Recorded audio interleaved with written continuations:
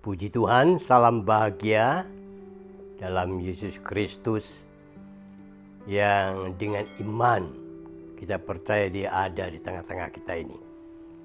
Karena Dia Immanuel, 2-3 berkumpul, namaku dipermuliakannya, aku hadir. Dan kehadiran Tuhan itulah yang menjadi utama di dalam pertemuan kita hari ini. Dia hadir pasti diberkati.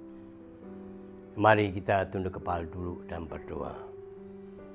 Bapa yang baik, kembali kami bersyukur rahmat anugerah Allah telah mengumpulkan kami saat ini untuk bersama-sama menikmati firman-Mu.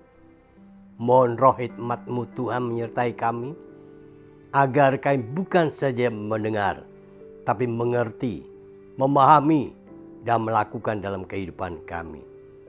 Nama-Mu dipermuliakan. Berfirmanlah Tuhan, kami siap mendengarkannya. Dalam nama-Mu Yesus Kristus, kami berdoa. Amin.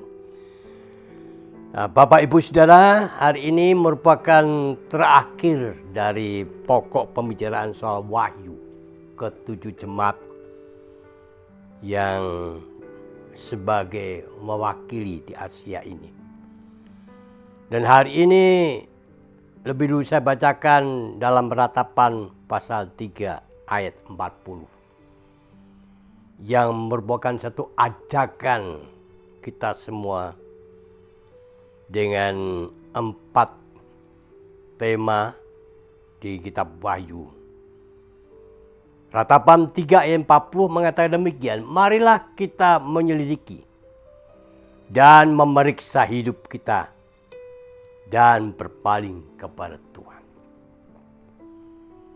Ini ajakan, anjuran, nasihat Tuhan lewat Nabi Yeremia untuk kita memiliki ngoreksi, memeriksa kehidupan kita ini,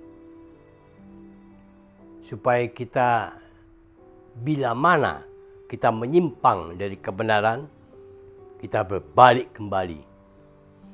Bila mana kita salah jalan, kita berbalik lagi. Bila mana kita jatuh dalam dosa, kita berbalik lagi kepada Tuhan. Nah, untuk itu bagian terakhir dalam Wahyu pasal 2 ayat 4. Wahyu 2 ayat 4 mengatakan demikian.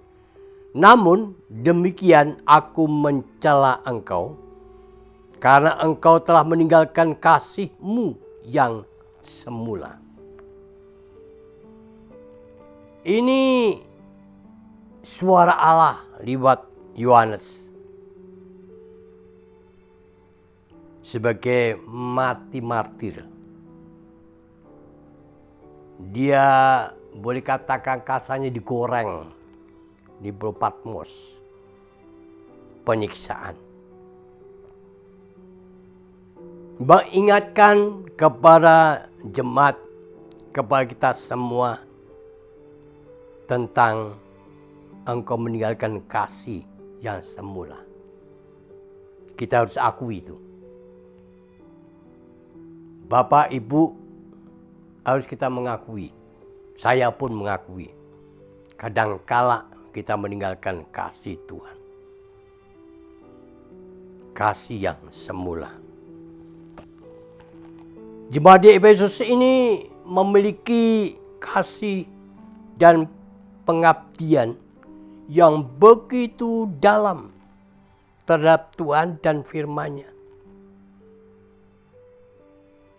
Tapi ternyata bukan itu saja diteropong oleh Tuhan. Ternyata bahwa jemaat di Efesus ini hidupnya terpengaruh banyak hal. Keinginan dunia ini dan hidup di dalam hawa nafsu kedagingan. Hidup menurut kehendak daging dan pikiran jahat. Di satu segi keimannya oke lah, kita kasih jempol. Tapi ternyata bahwa kehidupannya bertentangan dengan keyakinannya, imannya. hidup dalam dosa, katakanlah boleh demikian. Padahal kita harus akui berkat itu sangat penting bagi siapapun, termasuk saya, termasuk saudara, termasuk kita semuanya. Tapi kadangkala manusia itu dikuasai oleh berkat itu. Sehingga hati dan pikirannya dipengaruhi oleh hal-hal yang kaitannya tanda kutip berbau dosa. Ini sangat ditentang oleh Tuhan. Karena orang yang punya sikap karakter hidup seperti itu berarti hatinya tertutup terhadap Tuhan dan firman-Nya. Karena semua sudah dikendalikan oleh harta, oleh uang, oleh kesuksesan, oleh keberhasilan. Dulu rohanya hebat, semangat doa, semangat ibadah, semangat melayani, semangat berkorban.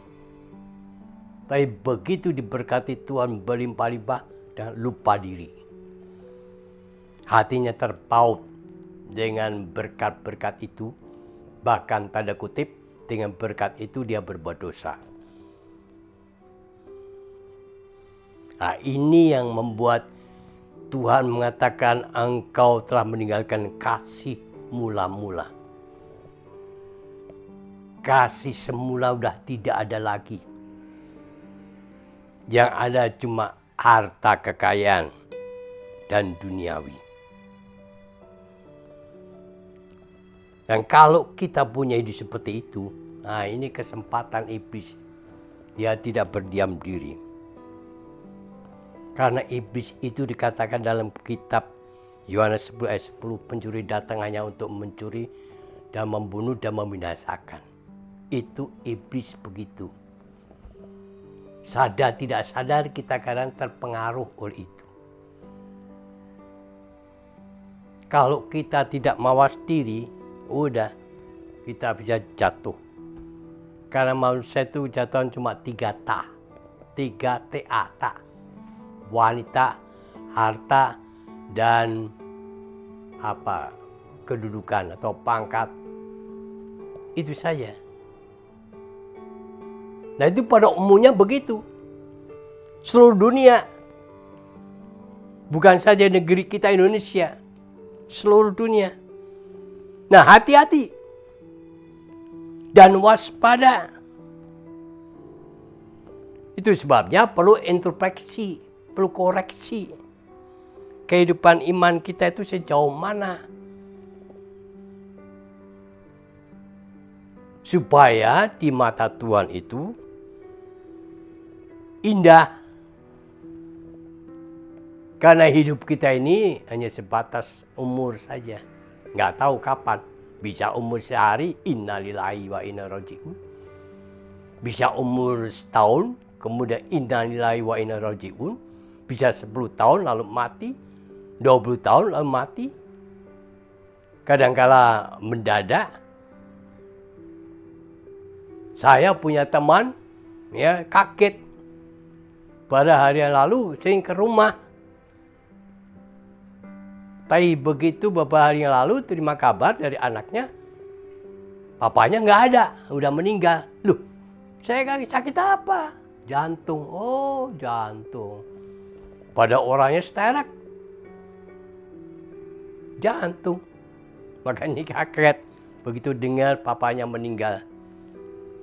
Nah inilah hidup. Kita nggak bisa bermain-main dengan hidup ini. Tanah air kita, Paulus katakan, bukan di Indonesia, maaf kata. Tanah air kita sejujur-jujurnya adalah surga. Kita harus kembali ke sana. Tapi kalau kita meninggalkan kasih yang mula-mula, hidup dalam dosa tanda kutip, ya bukan surga dong tanah air kita. Kemana? Neraka. Misalnya kita ketemu artis-artis, aktor-aktor, orang kaya, orang yang seterek, tapi juga ketemu orang yang miskin dulunya, maaf kata, itu neraka. Hari ini bila nasihat teguran Tuhan, engkau sudah meninggalkan kasih yang mula-mula, mari kembalilah kepada Tuhan. Waktu kesempatan masih ada. Waktu-waktu hidung kita dipencet oleh tangan Tuhan, mau apa lagi? Innalillahi wa inna ilaihi raji'un. Mari kita tunduk kepala. Bapa, terima kasih buat teguran firman hari ini. Kadangkala kami berbuat seperti itu. Kasih mula-mula hilang. Karena dosa yang kita lakukan. Tapi hari ini Tuhan ampuni, kudusilah kami. Engkau melihat tiap-tiap pribadi dalam kehidupan mereka. Mari Bapak yang baik, Kau campur tangan. Kami tidak mampu melepaskan. Kami tidak mampu untuk berbalik kepada Tuhan. Kami mohon Roh Kudus menolongnya. Supaya kami kembali kepada Tuhan. Karena tanah air kami bukan di bumi ini, tapi surga. Terima kasih Tuhan, biar firman hidup dan berkuasa menguasai kehidupan kami. Mulai hari ini sampai selama-lamanya. Berkati mereka segala persoalan hidupnya. Nama Tuhan dipermuliakan. Dalam Yesus Kristus kami bersyukur. Amin. Tuhan memberkati.